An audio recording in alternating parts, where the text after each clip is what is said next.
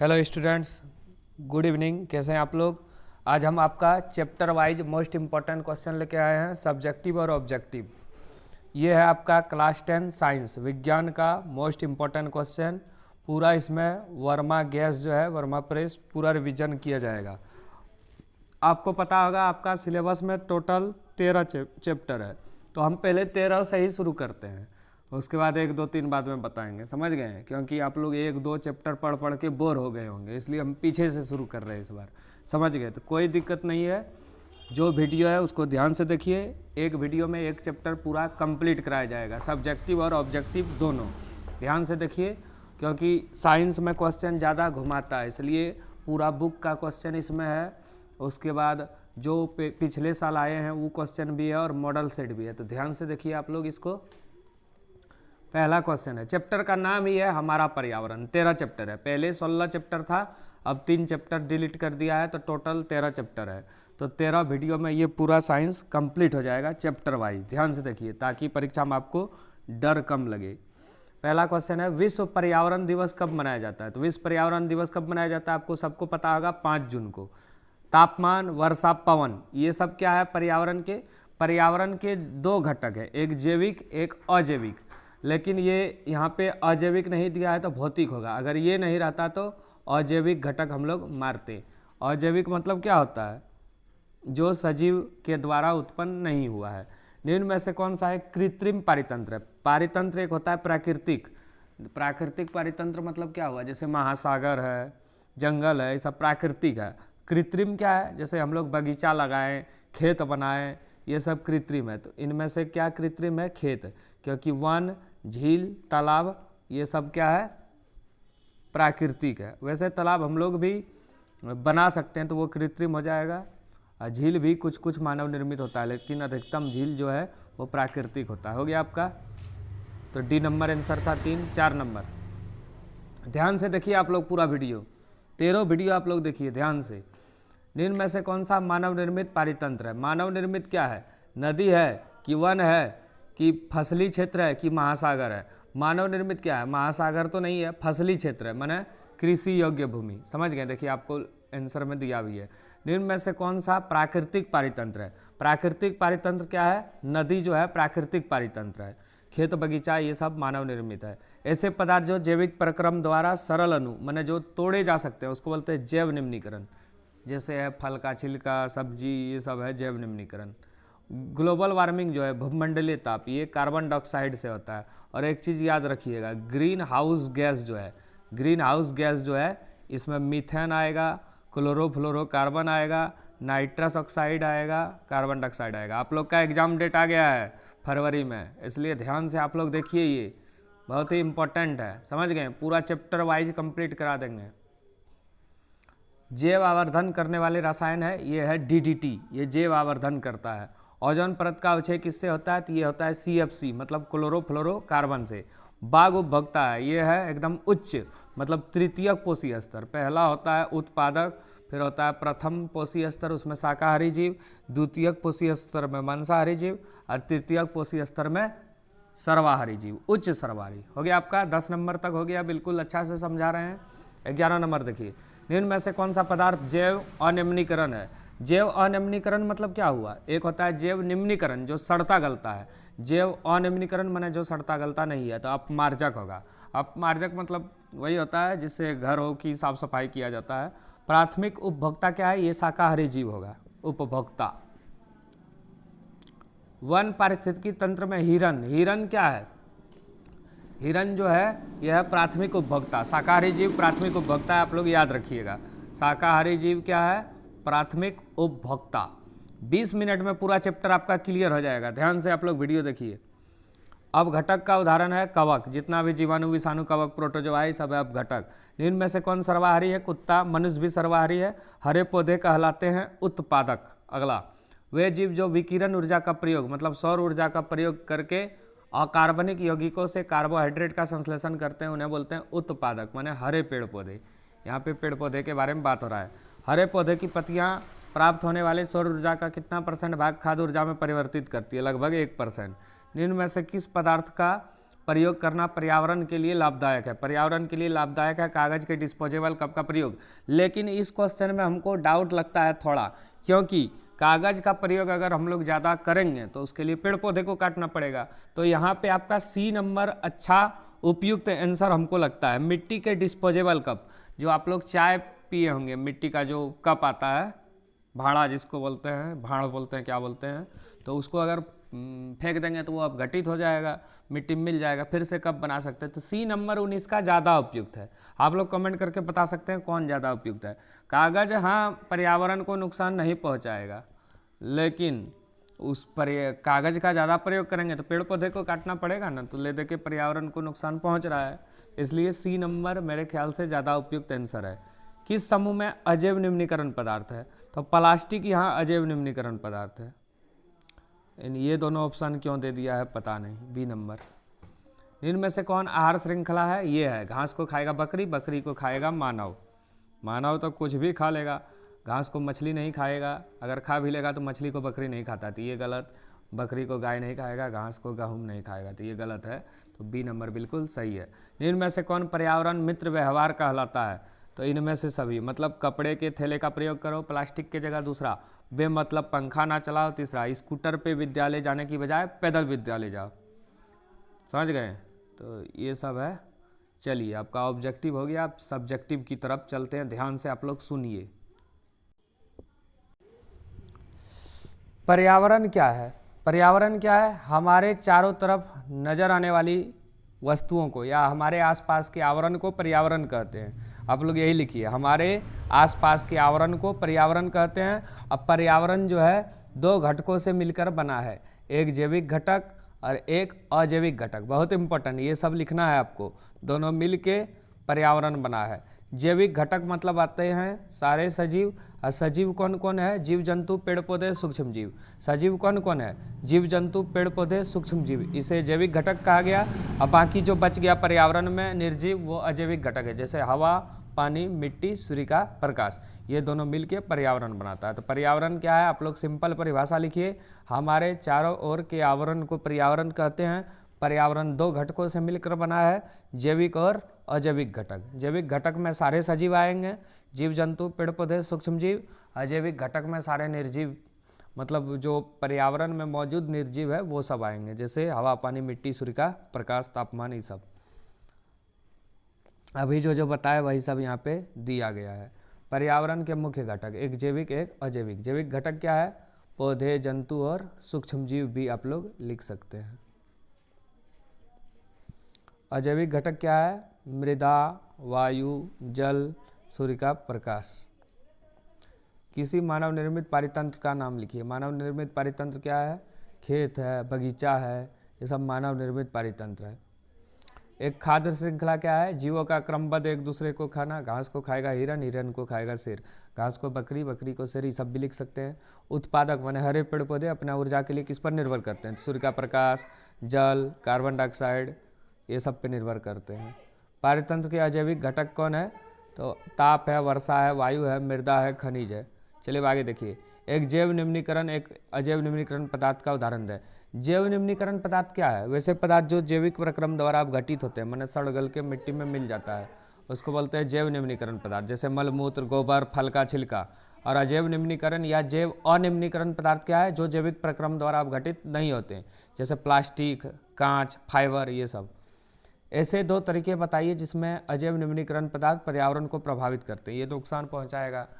जैसे हम लोग प्लास्टिक, कांच, ये सब फेंक देंगे तो क्या होगा? देखिए यहाँ पे, अजैव निम्नीकरण पदार्थ अपने अनिम्नीकरणीय स्वभाव के कारण निष्पादन की समस्या उत्पन्न करते हैं तथा परिदृश्य को गंदा करते हैं। इन पदार्थों से प्रायः अत्यधिक हानिकारक गैसीय प्रदूषक निकलते हैं जो स्वास्थ्य के लिए अत्यधिक खतरनाक है, माने नुकसानदायक है। अब जैव निम्नीकरण पदार्थ भी पर्यावरण को प्रभावित करता है, जैसे कोई मृत शरीर है, डेड बॉडी, उसमें कीड़ा लग जाता है, इधर उधर चलता है, या मल मूत्र से कीड़े मकोड़े हम लोग के भोजन में आ जाते हैं, तो इस प्रकार आप लोग लिख सकते हैं। तो जैव निम्नीकरण पदार्थ अपघटित होते समय दुर्गंध एवं हानिकारक गैस मुक्त करते हैं, जिससे सामुदायिक स्वास्थ्य पर बुरा प्रभाव पड़ता है। मतलब कोई चीज़ सड़ता गलता है तो कितना खराब बदबू देता है, वही बताया गया इसमें। जैव निम्नीकरण पदार्थ के साथ बीमारियों के सूक्ष्मजीव पलते हैं जो बीमारियां फैलाते हैं तथा अन्य स्रोतों को भी संदूषित और संक्रमित करते हैं। प्रत्येक पारितंत्र एक गंत्यात्मक तंत्र होता है। कैसे? देखिए इसमें क्या बोला गया है, ध्यान से, मतलब जो आया है वो जाएगा, जहाँ से आया है वहाँ जाएगा, वही इस पे है। देखो, पौधे सूर्य के किरणों से प्रकाश संश्लेषण क्रिया द्वारा अपना भोजन प्राप्त करते हैं। पौधों को शाकाहारी जंतु खाते हैं, शाकाहारी जंतु को मांसाहारी जंतु खाते हैं, फिर मांसाहारी को सर्वाहारी जंतु खाते हैं। उसकी मृत्यु के बाद मृत शरीर का अपघटन सूक्ष्मजीव द्वारा होता है।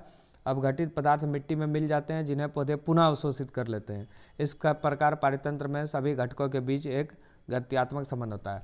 मतलब पेड़ से सब चीज़ लिया, सब कोई पेड़ को खाया शाकाहारी जीव, शाकाहारी को खाया मांसाहारी, मांसाहारी को खाएगा सर्वाहारी जीव, फिर सर्वाहारी जीव जब मृत हो जाएगा तो उसका अपघटन पेड़ पौधे कर लेगा, माने पेड़ पौधे में फिर चल गया पोषक तत्व। तो इस प्रकार वो चक्र चलती रहता है, यही बताया गया इसमें।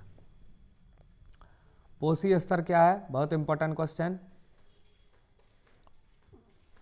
किसी खाद्य श्रृंखला के विभिन्न चरणों या स्तरों को पोषी स्तर कहते हैं। जैसे घास को खाया हिरन, हिरन को शेर। पोषी स्तर में प्राथमिक, द्वितीयक, तृतीयक ये सब आते रहता है, अभी आगे पढ़ेंगे आप। इस खाद्य श्रृंखला में विभिन्न पोषी स्तर है। जैसे पहला, प्रथम पोषी स्तर में घास जो आता है वो उत्पादक है। प्रथम पोषी स्तर में उत्पादक आएगा, घास या पत्ती। द्वितीयक पोषी स्तर में शाकाहारी जीव आएगा, जैसे कि हिरन है, बकरी है, कुछ भी आ सकता है। और तीसरा पोषी स्तर में मांसाहारी जीव आएगा, जैसे शेर है। देखिए सबसे पहले उत्पादक आएगा, हरे पेड़ पौधे, फिर आएगा उपभोक्ता। उपभोक्ता में शाकाहारी आएगा पहला, फिर दूसरा में मांसाहारी आएगा। कभी कभी उच्च मांसाहारी भी आ जाता है, मतलब जिसको कोई नहीं खाता है। अब देखिए ये भी बहुत इंपॉर्टेंट क्वेश्चन है। पारितंत्र में ऊर्जा का प्रवाह हमेशा एक दिशा में होता है। मतलब पारितंत्र में ऊर्जा का प्रवाह अचक्रीय होता है। कैसे अचक्रीय? माने जैसे पानी जो पड़ता है नदी तालाब से होते हुए महासागर में जाता है, फिर ऊपर जाता है, तो ये चक्र की तरह चलता है। लेकिन ये पारितंत्र में ऊर्जा का प्रवाह एक ही दिशा में होता है, माने बिना चक्र का। तो इसको कैसे पढ़ेंगे? सूर्य की विकिरण ऊर्जा प्रकाश संश्लेषण के समय रासायनिक बंधन ऊर्जा के रूप में भोजन में संचित हो जाती है। यह ऊर्जा आहार श्रृंखला के माध्यम से सर्वोच्च उपभोक्ता तक पहुंचती है। सर्वोच्च उपभोक्ता की मृत्यु और अपघटन के समय यह ऊर्जा मुक्त होकर वातावरण में चली जाती है। इस प्रकार पारितंत्र में ऊर्जा का प्रवाह अचक्रीय होता है। किसी घास के मैदान में खाद्य श्रृंखला को मतलब बनाना है, तो आप सबसे पहले घास को खाएगा कौन? कीड़ा, कीट, टिड्डा। उसको कीड़ा को खाएगा मेढक, मेढक को सांप, सांप को बाज। या आप लोग इस तरह भी लिख सकते हैं, घास को खाएगा बकरी, बकरी को भेड़िया, भेड़िया को शेर। या आप लोग इस तरह भी लिख सकते हैं, घास को खाएगा हिरन, हिरन को खाएगा बाघ या शेर। कोई भी चीज़ आप लोग लिख सकते हैं। जैसे सूर्य का प्रकाश है, हरे पेड़ पौधे लिया, फिर उसको कीड़ा खाया, मेढक खाया, सांप खाया, बाज को खाया। अवशोषण, हरा पौधा अवशोषण करता है सरल अकार्बनिक पदार्थ, माने मिट्टी से जल, खनिज लवण। बाज जब मर जाता है वो, तो जीवाणु कवक सूक्ष्म जीव अपमार्जक बनता है, यही है सरल अकार्बनिक पदार्थ, फिर पेड़ में जाता है। ये चक्र चलता है। देखिए आहार श्रृंखला और आहार जाल अलग चीज़ है, दोनों में अंतर है। आहार श्रृंखला होता है जीवों का क्रमबद्ध एक दूसरे को खाना। घास को खा गया बकरी, बकरी को खाया शेर, सिंपल। तो आहार श्रृंखला क्या है? जीवों का क्रमबद्ध एक दूसरे को खाना आहार श्रृंखला कहलाता है। इतने आपको याद रखना है। और आहार जाल क्या है? कई सारे आहार श्रृंखला मिलके आहार जाल का निर्माण करते हैं। जैसे घास को बकरी भी खा गया, घास को टिड्डा भी खा गया, घास को हिरन भी खा गया, उसी प्रकार ये दोनों को भेड़िया खा गया, भेड़िया को शेर खा गया, कभी कभी बकरी को शेर खा गया, कभी कभी हिरन को शेर खा गया। तो कई सारे जब आहार श्रृंखला आपस में मिलते हैं तो आहार जाल का निर्माण करते हैं। वीडियो कैसे लग रहा है आप लोग बताइए, धीरे धीरे हम बता रहे हैं, सब क्वेश्चन हो जाएगा आपका 20 मिनट में क्लियर। किसी आहार श्रृंखला में पाए जाने वाले विभिन्न पोषी स्तरों का नाम लिखिए। घास, घास को खाएगा हिरन, हिरन को खाएगा शेर। हमारी गतिविधियां पर्यावरण को किस प्रकार प्रभावित करती है? तो आज सारा विश्व पर्यावरण संकट से जूझ रहा है। तीव्र से तीव्रतर विकास एवं कम से कम समय में ज़्यादा से ज़्यादा पानी की होड़ में हम लोग ने पृथ्वी का चेहरा ही बदल डाला है। विषैलु गैसों के उत्सर्जन से हवा में जहर घुल गया है, नदियाँ संदूषित हो गई है, वनों को काटकर समतल जमीन बनाकर उस पर नगर, शहर और उद्योग बस गए हैं। हमारी गतिविधियाँ के कारण जो पर्यावरण समस्या उत्पन्न हुई है वो निम्नलिखित है। पहला, जलवायु और मौसम में परिवर्तन, गर्मी बढ़ रहा है ज़्यादा। जैव विविधताओं का विनाश, जैव विविधता मतलब होता है पृथ्वी पर उपस्थित जीवों की संख्या और प्रकार। जलवायु और मृदा का प्रदूषण, वनों का विनाश हो रहा है, कुछ भी करेंगे जंगल काटना पड़ता है, चाहे फैक्ट्री बनाओ, रोड बनाओ, घर बनाओ। जल संसाधनों का संकुचन और दुरुपयोग, ओजोन परत का क्षय हो रहा है। फिर क्या है, ग्रीन हाउस प्रभाव एवं पृथ्वी के तापमान में परिवर्तन, अम्लीय पदार्थों की वर्षा।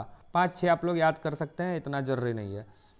अब ओजोन परत के अवक्षय के क्या दुष्परिणाम है? तो ओजोन के परत में छेद होना ओजोन का क्षय कहलाता है। ओजोन परत में छेद होने से क्या होगा? तो यूवी लाइट जो है, मतलब सूर्य के हानिकारक पराबैंगनी विकिरण, वो पृथ्वी पे आएगी, जिससे क्या होगा, पर्यावरण प्रदूषित होगा। तो ओजोन परत के अवक्षय के दुष्परिणाम, आँख में मोतियाबिंद का होना, त्वचा कैंसर, डीएनए अणुओं की क्षति तथा आनुवंशिक रोग, मछलियाँ और समुद्री जीवों की हानि, पेड़ पौधे की क्षति। हो गया, चलिए आगे चलते हैं।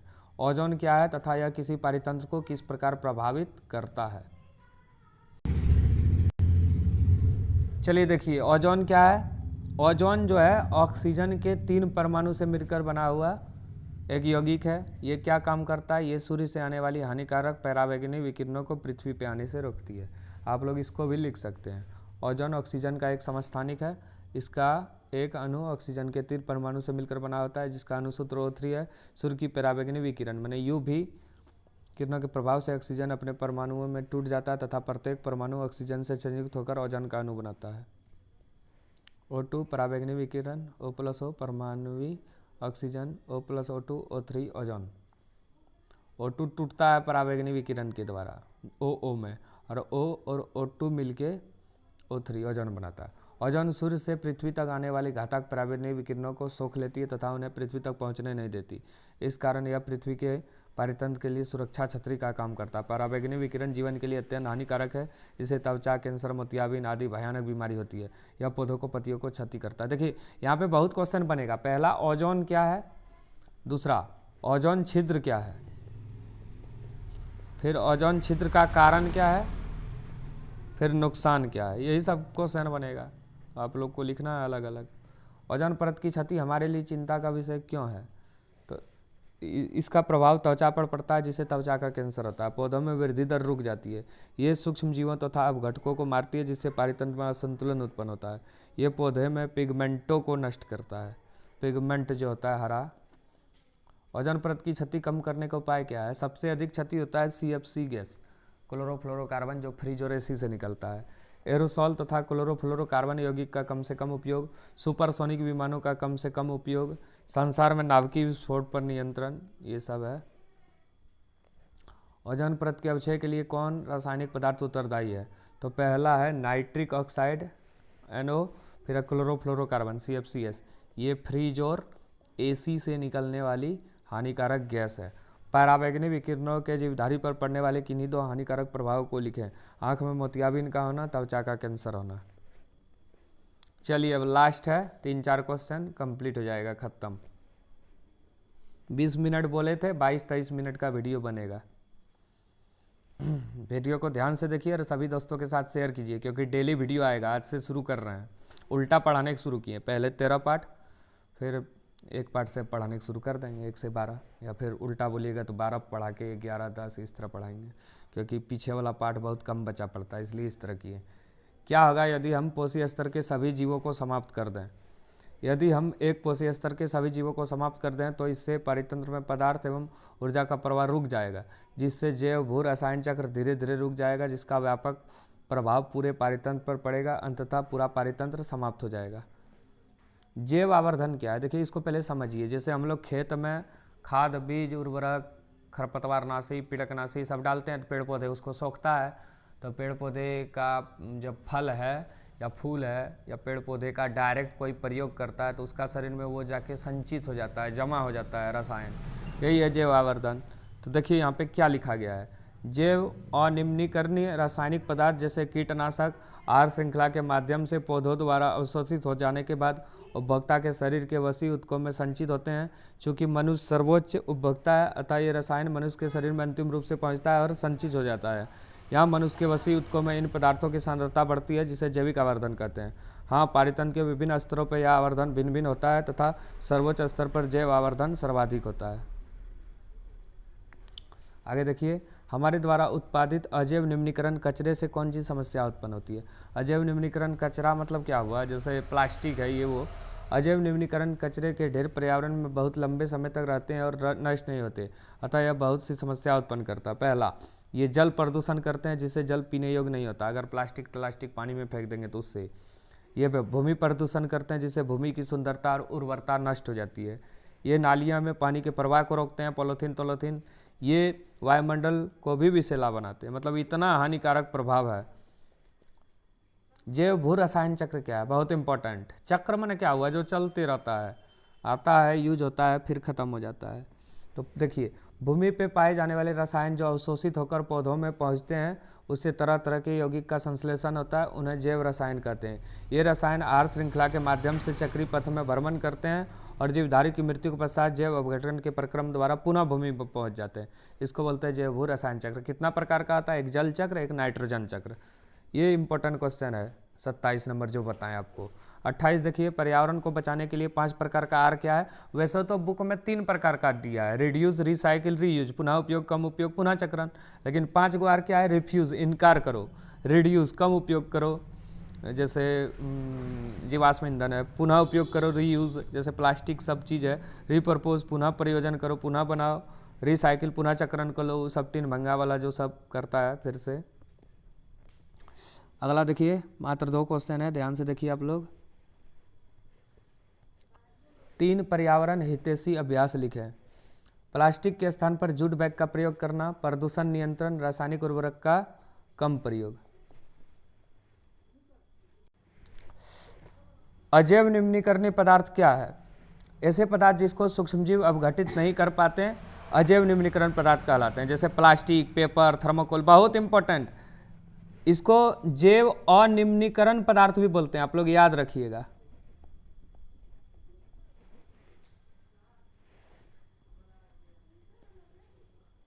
अजैव निम्नीकरण पदार्थ बता दिए आपको, इसको जैव अनिम्नीकरण पदार्थ बोलते हैं। एक होता है जैव निम्नीकरण पदार्थ, ऐसे पदार्थ जो सूक्ष्मजीव द्वारा अपघटित होते हैं, जैसे प्लास्टिक,